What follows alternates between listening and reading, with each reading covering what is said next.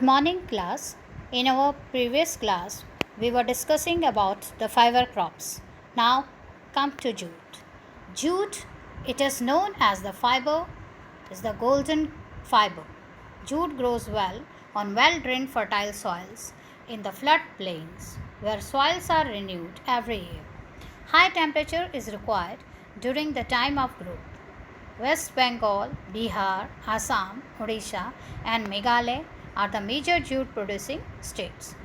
Jute को golden fibre भी बोला जाता है और ये फर्टाइल सॉइल में बहुत अच्छी इसकी पैदावार होती है. हाई टेम्परेचर इसको चाहिए होता है. It is required to grow and West Bengal, Bihar, Assam, Orissa and Meghalaya are the major jute producing states. It is used in making gunny bags, mats, ropes, yarn, carpets and other artifacts. Jute आपने देखा होगा आपके घर पर भी कुछ ना कुछ जूट का कोई सामान होगा, जैसे जूट के बैग्स वगैरह. तो आपको मालूम होगा कि जो जूट होता है वो bags, mats, ropes, yarn, carpets और दूसरी चीज़ें बनाने के लिए यूज़ किया जाता है. Due to its high cost, it is losing market to synthetic fibers and packing materials, particularly the nylon. As the synthetic fiber are cheaper and the cost of jute is high, that's why it is losing market. इसलिए जो इसकी जो market में जो इसकी use वो है, खपत है, वो कम है क्योंकि इसकी कॉस्ट जो है वो हाई है. तो इसकी जो बिक्री है वो कम होती है. Technological and institutional reforms. अब हम पढ़ेंगे टेक्नोलॉजिकल और इंस्टीट्यूशनल रिफॉर्म्स, मतलब टेक्नोलॉजी के और इसके क्षेत्र में क्या सुधार किए गए. It was mentioned in the previous pages that agriculture has been practiced in India for thousands of years. Agriculture, as you already know, कि India is an agricultural country, ये कृषि प्रधान देश है और यहाँ खेती आज से नहीं हजारों सालों से चली आ रही है, की जाती है. Sustained uses of land without compatible techno institutional changes have hindered the pace of agricultural development. बिना टेक्नोलॉजी के जो उसकी वजह से क्या हुआ, एग्रीकल्चर के जो क्षेत्र में डेवलपमेंट नहीं हो पाया. अगर टेक्नोलॉजी, जितनी अच्छी टेक्नोलॉजी होगी एग्रीकल्चरल फील्ड में, उतनी एग्रीकल्चर का डेवलपमेंट ज़्यादा होगा और उससे जो फार्मर्स हैं they will get the benefit. तो दैट्स वाई जो बिना टेक्नोलॉजी के एग्रीकल्चर के फील्ड में एग्रीकल्चर के डेवलपमेंट का भी काफ़ी रुकावट आई. In spite of development of sources of irrigation, most of the farmers in large parts of the country still depend upon monsoon and natural fertility in order to carry on their agriculture. भले अभी भी irrigation मतलब सिंचाई के क्षेत्र में काफ़ी सुधार हुआ है, लेकिन आज भी देश के कई इलाकों में किसान जो है वो मानसून पर डिपेंड करता है, मानसून पर निर्भर रहता है. अपने खेतों में वो इंतज़ार करता है कि कब मानसून होगी, कब बारिश होगी और उसके जो खेत हैं उनको पानी मिलेगा. तो आज भी इरिगेशन फैसिलिटीज़ के डेवलपमेंट के होने के बावजूद भी काफ़ी जो पार्ट्स इंडिया के ऐसे हैं जहाँ जो किसान हैं वो मानसून पर डिपेंड करते हैं और नेचुरल फर्टिलिटी, मतलब in order to carry on their agriculture, मतलब they are not using new technology to make their soil fertile. वो वही पुराने तरीके से आज भी खेती कर रहे हैं. For a growing population this poses a serious challenge and as you know when population will rise, they need more food. So if they need more food, the growth of more food is necessary. और अगर growth नहीं होगी ज़्यादा food की तो it will create a serious problem. तो इसलिए agriculture field में डेवलपमेंट का होना बहुत ज़रूरी है. Agriculture, which provides livelihood for more than 60% of its population, needs some serious and technical institutional reforms. Agriculture की वजह से 60% जो पॉपुलेशन है हमारे देश की, वो उसका गुजारा, उसकी लाइवलीहुड किसकी वजह से चलती है? खेती. मतलब आधे से काफ़ी जो जनसंख्या है वो किस पर निर्भर है? खेती पर निर्भर है. तो इसलिए इस क्षेत्र में जो है वो सुधार का होना, टेक्नोलॉजिकल जो डेवलपमेंट है, इंस्टीट्यूशनल डेवलपमेंट है, उसका होना बहुत ज़रूरी है, so that we can get good crops. Thus collectivization, consolidation of holdings, cooperation and abolition of zamindari etc. were given priority to bring about institutional reforms in the country after independence. और इसीलिए जब आज़ादी हुई उसके बाद जो institutional reforms थे ये किए गए, जमींदारी सिस्टम का हटा दिया गया, एंड जो होल्डिंग्स थी, लैंड होल्डिंग्स, जो ज़मीन को लैंड लॉट्स ने जो घेरा हुआ था, ये सब को, इन सब को दूर किया गया लैंड रिफॉर्म्स के तहत. Land reform was the main focus of our first 5-year plan. और एंड आफ्टर इंडिपेंडेंस जो लैंड रिफॉर्म्स किए गए उसका जो मेन फोकस क्या था? वो था जो पहले 5-year प्लान्स थे उसके तहत जो मेन फोकस था वो था ज़मीन में सुधार. The right of inheritance had already led to fragmentation of land holdings and necessitating consolidation of holdings. The laws of land reforms were enacted, but the laws of implementation were lacking or lukewarm.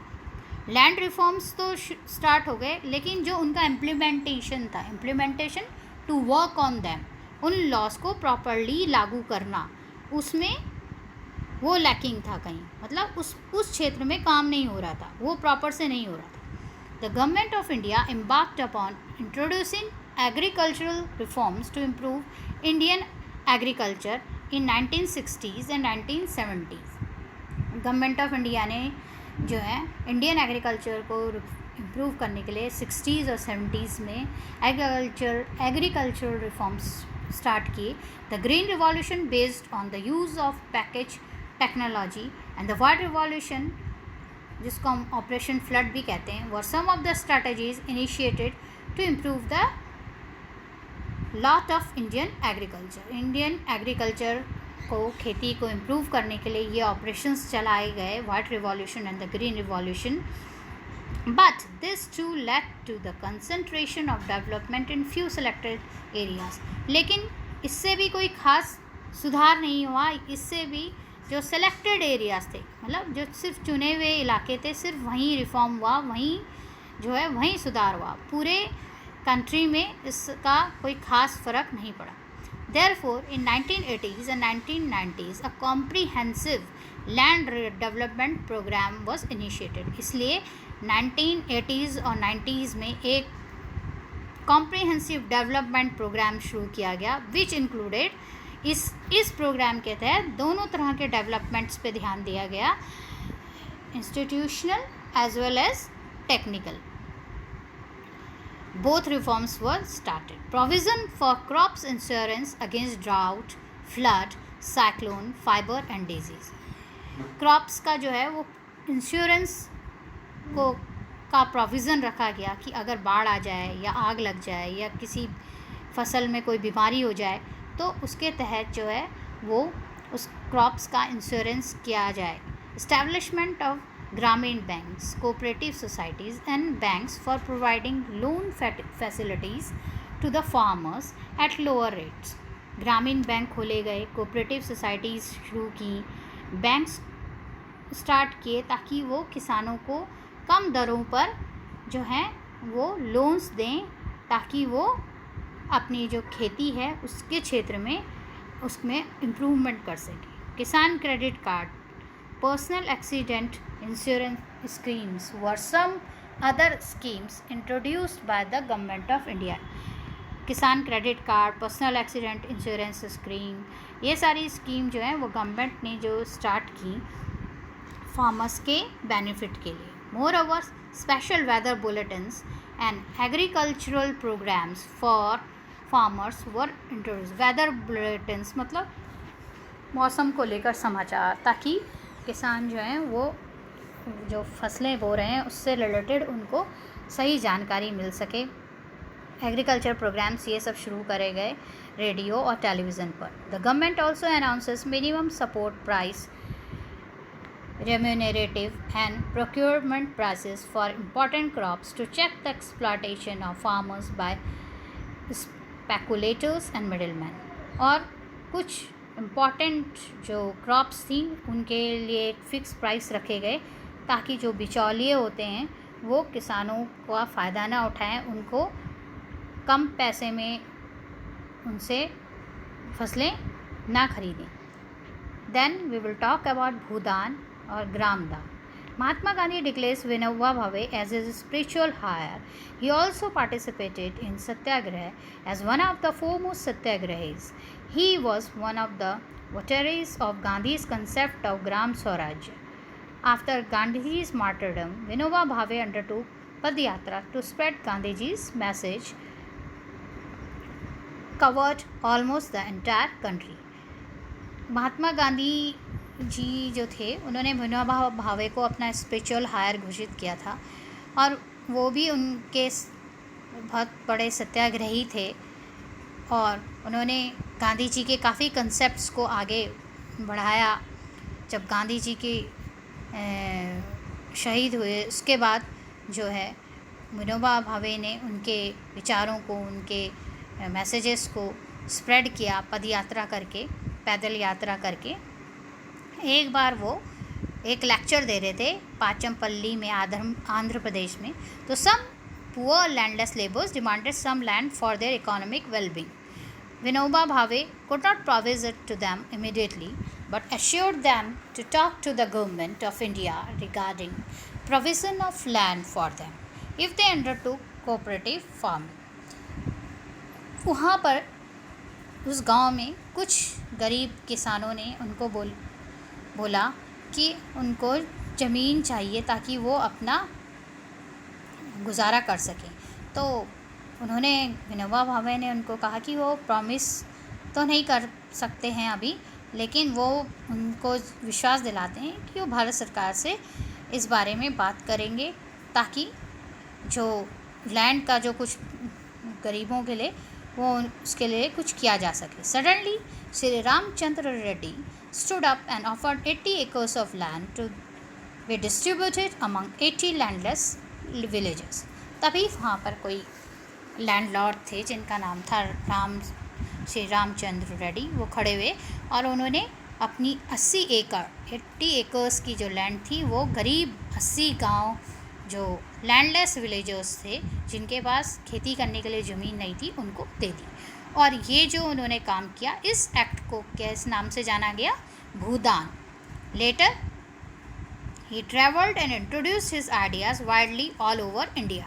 Some zamindars, owners of many villages, offered to distribute some villagers among the landless. इस act को भूदान के नाम से जाना गया. और बाद में जो भावे जी हैं, विनोबा भावे, वो जगह जगह घूमे और उन्होंने अपने ये आइडियाज़ जो थे उनको फैलाया पूरे देश में. और इससे प्रेरित होकर कुछ ज़मींदारों ने, लैंड ओनर्स ने, काफ़ी जो गांव थे वो किनको, उन गरीब विलेजर्स को दे दिए जिनके पास ज़मीन नहीं थी. और इसको जाना गया आगे ग्राम दान के नाम से. However many land owners choose to provide some parts of their land to the poor due to the fear of land sealing act. कुछ ने तो डर से भी ज़मीन पुअर फार्मर्स को दी ताकि उनकी लैंड जो है वो सीज ना हो जाए. दिस भूदान ग्राम दान movement initiated by Vinoba Bhave. ये जो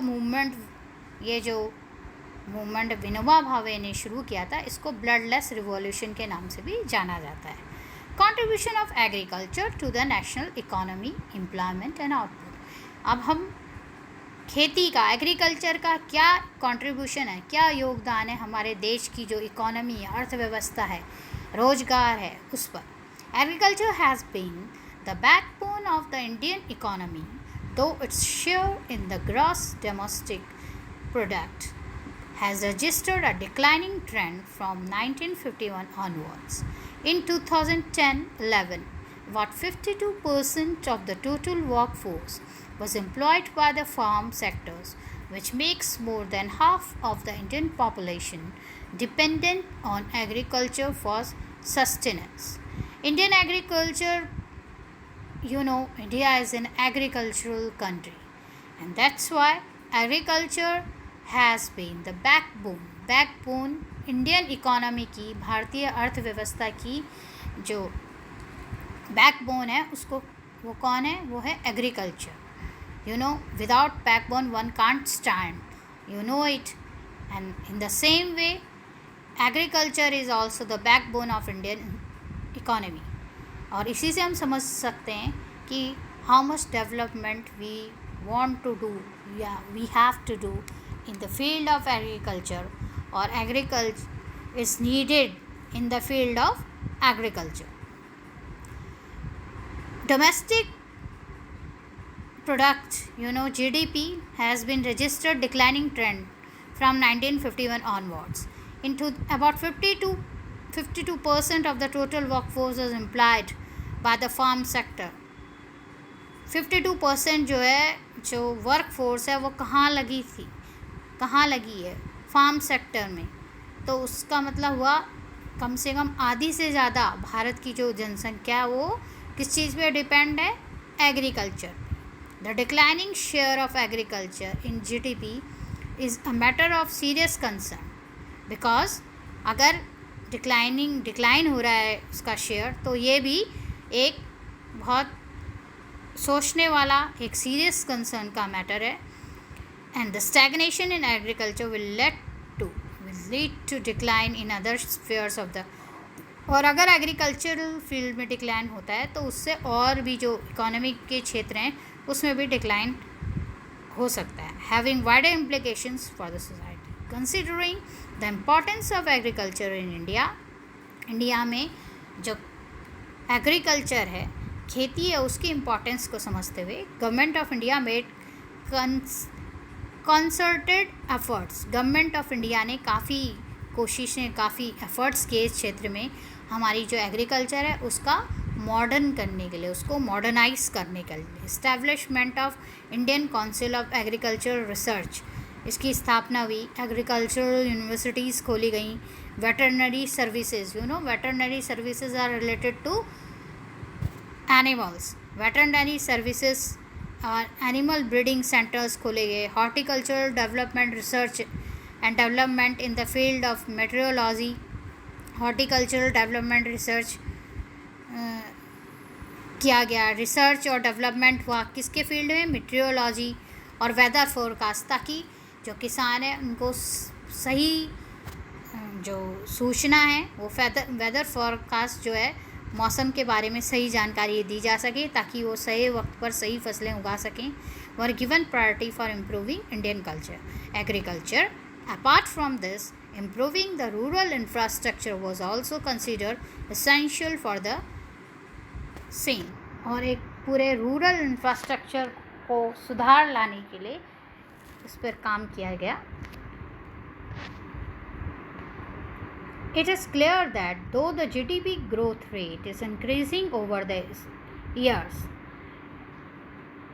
भले ही जीडीपी ग्रोथ रेट जो है वो बढ़ रहा है, it is not generating sufficient employment opportunities in the country. लेकिन ये फिर भी जो एम्प्लॉयमेंट, रोज़गार की जो अपॉर्चुनिटीज़ हैं वो पूरी तरीके से नहीं दे पा रहा है. The growth rate in agriculture is decelerating with an alarming situation. और जो एग्रीकल्चर के फील्ड में जो ग्रोथ रेट है वो कम हो रहा है, घट रहा है. Today Indian farmers are facing a big challenge from international competition, and our government is going ahead with reduction in the public investment in agriculture sector, particularly in irrigation, power, rural roads. जो Indian farmers हैं उनको अब उनके लिए as you know, when the globalization, after the whole world, there is a big competition among the countries, and in the same way the Indian farmers have to face a challenge, international challenge, क्योंकि जब competition international level में होता है, सारे countries crops हैं, तो ये जो मार्केट है अब पूरे ग्लोबल उसमें प्लेटफॉर्म में जब मार्केट किसी चीज़ का स्टार्ट होता है तो उसमें कंपटीशन बढ़ जाता है. तो इसलिए जो इंडियन फार्मर्स हैं उनके लिए भी बहुत बड़ा चैलेंज है ताकि वो अब इंटरनेशनल कंपटीशन में compete कर सकें. और इरिगेशन सेक्टर में particularly in irrigation, power, rural roads, market and mechanization. Subsidy on fertilizers is decreased, leading to increase in the cost of production. Subsidy on fertilizer is decreased, leading to increase in the cost of production. जो subsidy है fertilisers में वो decrease की गई.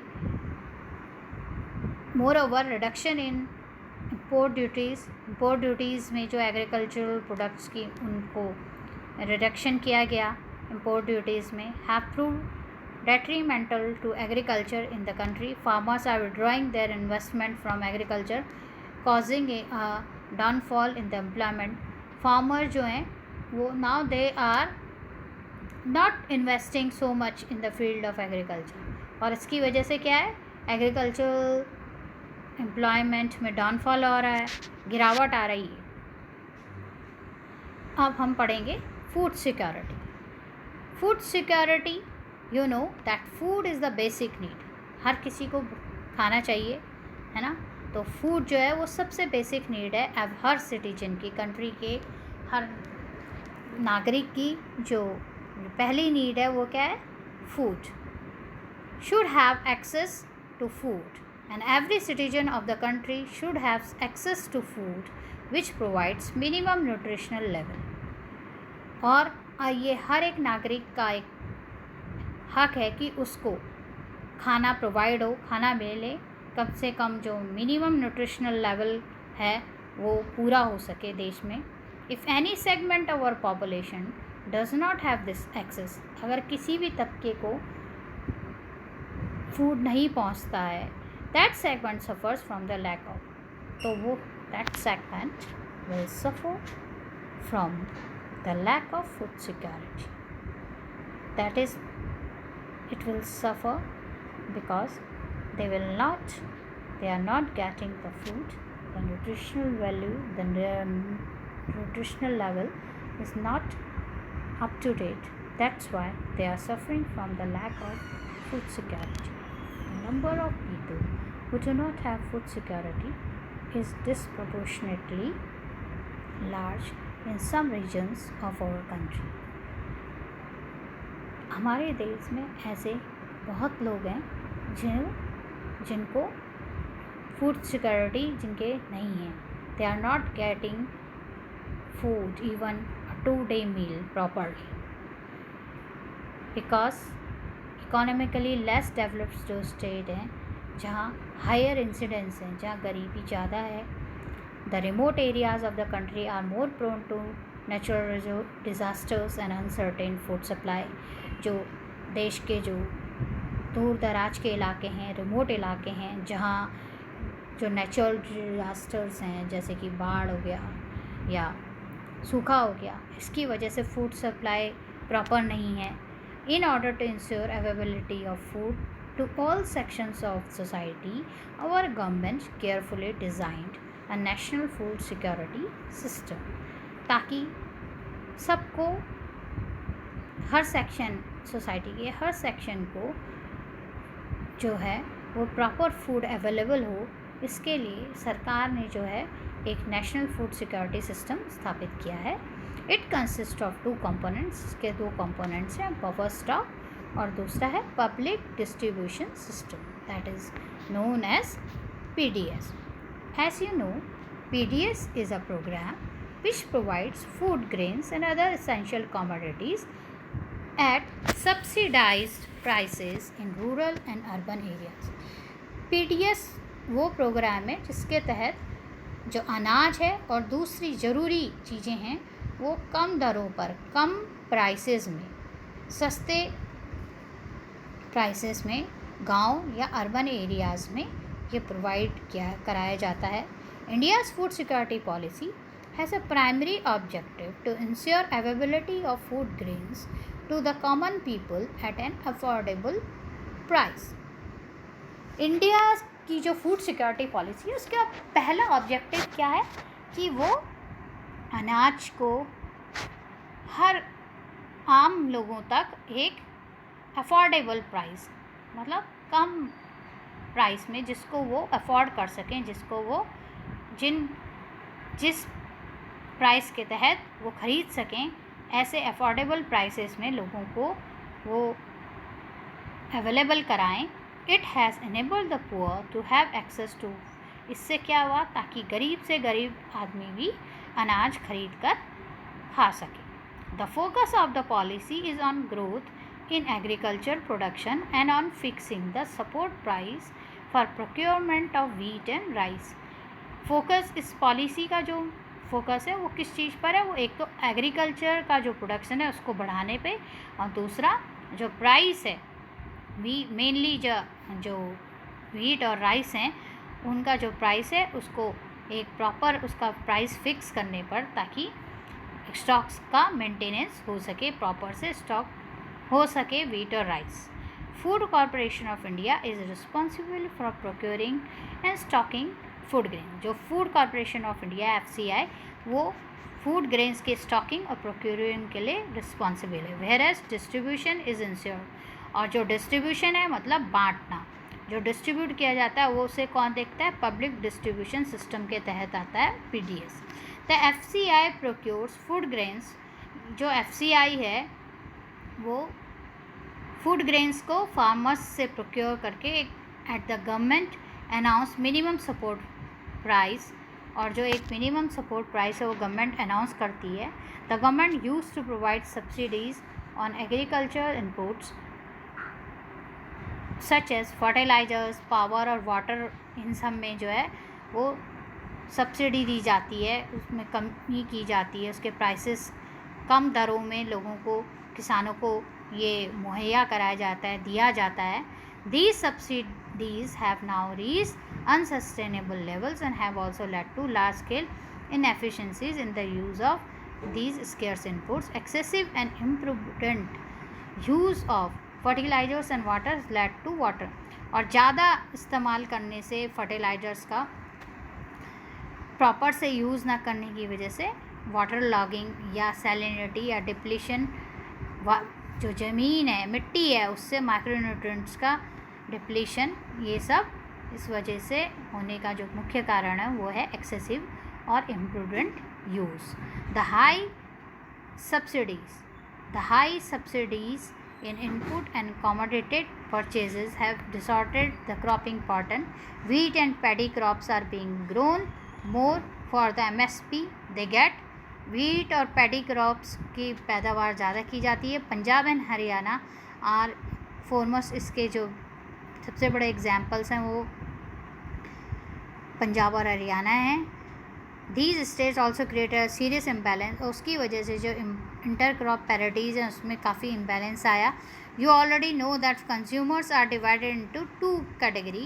Consumers जो हैं वो दो तरह की कैटेगरी में बांटे गए हैं, below poverty line and above poverty line.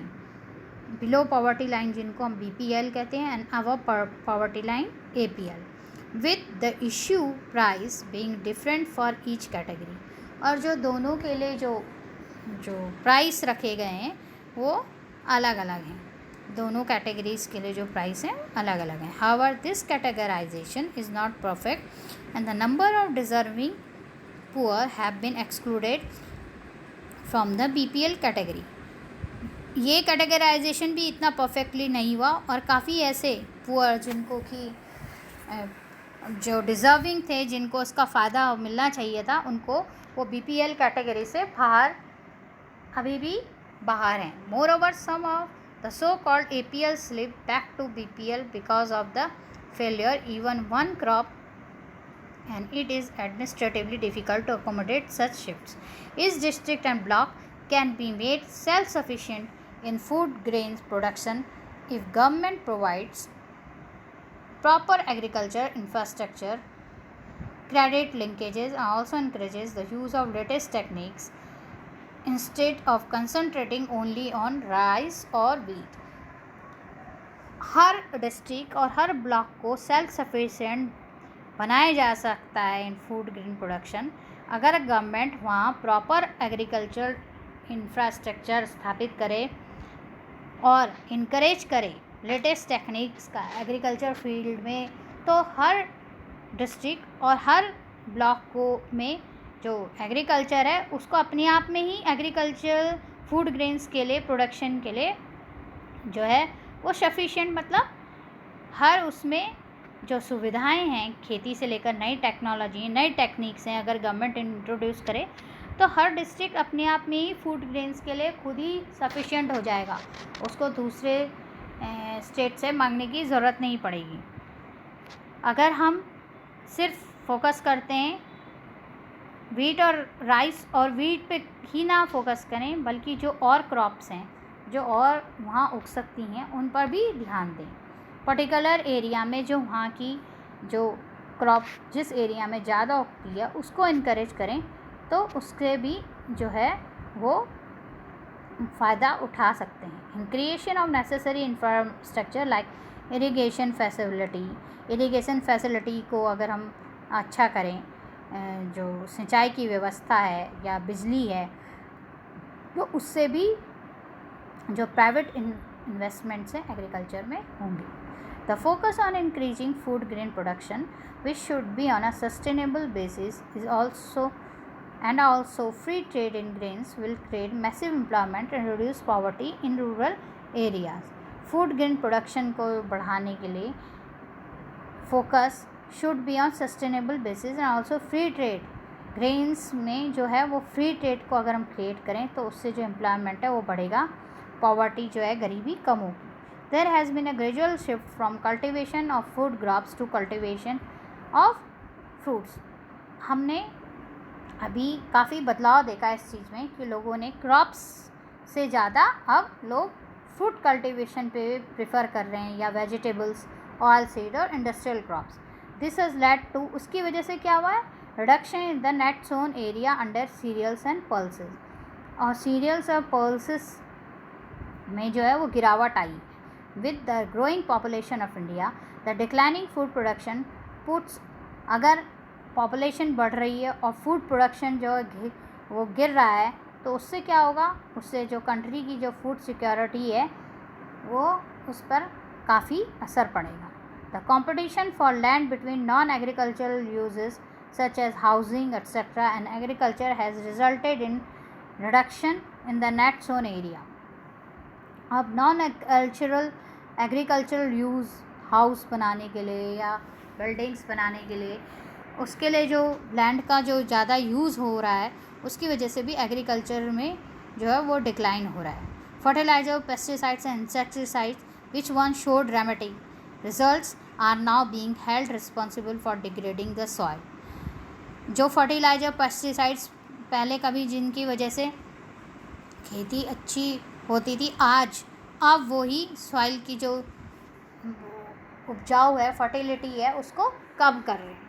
Periodic scarcity of water has led to reduction in area under irrigation. Inefficient water management भी proper से नहीं हो रहा है has led to water logging and salinity. अगर proper से efficiently जिसको ज़रूरत है उस हिसाब से हर एक को पानी मिले तो इससे क्या होगा, जो सिंचाई होगी वो प्रॉपर तरीके से होगी. और अगर हम प्रॉपर से नहीं करेंगे तो कहीं तो ज़्यादा पानी की वजह से वाटर लॉगिंग की समस्या हो जाएगी, कहीं बिल्कुल सूखा रह जाएगा. The higher the supply the lower is the demand. Supply जितनी ज़्यादा है डिमांड जो है द लोअर डिमांड कम है. This causes distress cell also. Therefore, there can be no food security without security of. अगर हम छोटे छोटे किसानों का ध्यान नहीं देंगे, उनके डेवलपमेंट के बारे में नहीं सोचेंगे, तो हम जो है फूड सिक्योरिटी की जो प्रॉब्लम है उसको दूर नहीं कर सकते. Impact of globalisation. ग्लोबलाइजेशन का क्या असर रहता है एग्रीकल्चर पर? Globalisation is not a new phenomena. It was there at the. Globalisation के बारे में हमने पहले भी पढ़ा है कि आज से नहीं है, ये कॉलोनाइजेशन के टाइम से, जब कॉलोनीज़, जब ब्रिटिशर्स ने इंडिया में या डिफरेंट कंट्रीज़ में अपनी कॉलोनीज़ बनानी शुरू कर दी थी, या यूरोपियंस ने, तो ये कॉलोनाइजेशन के टाइम से जो है in the 19th century when European traders came to India, जब भारत आए थे 19वीं सदी में, at that time to Indian spices, उस समय भी एक्सपोर्ट होता था. इंडियन भारत के यहाँ से जो मसाले थे वो दूसरे देशों में, दुनिया के दूसरे देशों में एक्सपोर्ट किए जाते थे. जो फार्मर्स थे साउथ इंडिया के, उनको इनकरेज किया जाता था कि वो ये फसलें उगाएं. आज भी it is one of the till today important items export from India. आज की तारीख में भी इंडिया से जो स्पाइसेस का जो एक्सपोर्ट है वो एक इम्पॉर्टेंट एक्सपोर्ट आइटम माना जाता है. During the British period, cotton belts of India attracted the British and usually and ultimately cotton was exported to Britain as a raw material for their textile industries. Britishers के time में भी जो cotton belts थी India की, उन्होंने Britishers को attract किया और उन्होंने यहाँ से क्या किया, कॉटन को एक्सपोर्ट किया. कहाँ? ब्रिटेन. रॉ मटेरियल के रूप में अपनी कॉटन, अपनी टेक्सटाइल इंडस्ट्रीज़ की. Cotton textile industry in Manchester and Liverpool flourish due to the availability of good. और जो कॉटन टेक्सटाइल इंडस्ट्रीज़ मैनचेस्टर और लिवरपूल की थी, वो यहाँ के गुड कॉटन, इंडिया का जो गुड कॉटन क्वालिटी कॉटन था, गुड क्वालिटी का जो कॉटन था, उसकी वजह से ही वहाँ वो जो मिल्स और टेक्सटाइल्स मिल्स थी वो अच्छी चल रही थी. You have read about the Champaran movement. अगर आपको चंपारण मूवमेंट के बारे में पता हो तो आपको पता है वो कहाँ हुआ था. It was started in 1917 in Bihar. This was started because, क्यों शुरू हुआ था वो मूवमेंट? क्योंकि फार्मर्स ने, वहाँ के फार्मर्स को फोर्स किया जा रहा था कि आप अपनी जो ज़मीन है, अपने खेतों में कुछ नहीं उगाएंगे, सिर्फ क्या उगाएंगे, नील की खेती करेंगे, इंडिगो खरीद. और वो क्यों चाहते थे ब्रिटिशर्स? क्योंकि वो उनके इंडस्ट्रीज़ के लिए, टेक्सटाइल इंडस्ट्रीज़ के लिए जो उन्होंने ब्रिटेन में बनाई हुई थी, उसके लिए उनको इंडिगो की ज़रूरत थी. तो they were unable to grow food grains. उनको बिल्कुल फूड ग्रेन्स उगाने के लिए बिल्कुल अलाउड नहीं किया गया, ताकि अब उनके लिए अपनी जो परिवार थे उनको पालना भी मुश्किल हो गया. और इस वजह से वो मूवमेंट स्टार्ट हुआ था. Under globalisation, particularly after 1990, the farmers in India have been expose to new challenges. अब जब ग्लोबलाइजेशन के तहत, खासकर 1990 के बाद, फार्मर्स जो हैं इंडिया के, उनको भी काफ़ी नए नए जो चुनौतियां हैं, चैलेंजेस हैं, उनको फेस करना पड़ा. Despite being an important producers, मतलब rice, cotton, rubber, tea, coffee, jute, spices और दूसरे इन प्रोडक्ट्स का एक इम्पॉर्टेंट प्रोड्यूसर होने के बावजूद भी जो है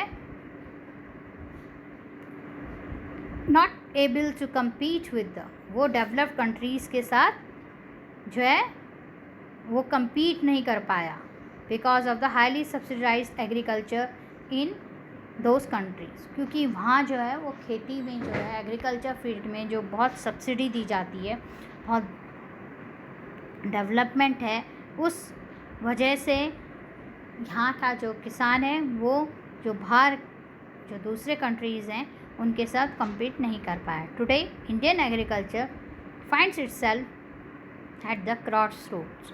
To make agriculture successful and profitable, proper thrust should be given to the improvement of the condition of marginal and small farmers. Indian agriculture को सक्सेसफुल और प्रॉफिटेबल अगर हम चाहते हैं बनाना, तो उसके लिए हमको जो स्मॉल फार्मर्स हैं, छोटे किसान हैं, उनकी जो कंडीशन है उस पर ध्यान देना पड़ेगा, उस पर सुधार करना पड़ेगा। The green revolution promised much. Green revolution ने भी काफ़ी कुछ प्रॉमिस किया डेवलपमेंट के लिए, लेकिन वो इतना कुछ उससे हुआ नहीं। It is being alleged that it has cause land degradation due to over use of chemicals. और ये कहा गया कि लैंड की जो ज़मीन के उपजाऊ उसकी शक्ति है उसमें कमी आई। अगर हम केमिकल्स ज़्यादा डाल देंगे तो उससे जो ज़मीन की जो नेचुरल फर्टिलिटी है वो ख़त्म हो जाती है। Drying aquifers and vanishing biodiversity. The key word today is gene revolution which includes genetic engineering. ये जो है ये नई हाइब्रिड वेराइटीज़ को डेवलपमेंट करने के लिए या new hybrid varieties of seeds develop करने की जो ये इन्वेंशन है इसको हम जेनेटिक इंजीनियरिंग जिसको कहते हैं। In fact organic farming is much in Vogue. Organic farming भी आजकल काफ़ी ज़्यादा पॉपुलराइज हुई है बिकॉज ये जो प्रैक्टिस की जाती है विदाउट फैक्ट्री मेड, इसमें केमिकल्स का यूज़ नहीं होता। जो केमिकल फर्टिलाइज़र्स हैं उनका यूज़ नहीं होता और इससे ये जो एनवायरनमेंट है उसको नुकसान नहीं पहुंचाती। A few economists think that Indian farmers have a bleak future if they continue growing food grains on the holdings that grow smaller and smaller as the population rises. India's rural population is about 600 million, which depends upon 250 million hectares of agricultural land, an average of less than half a hectare per person. कि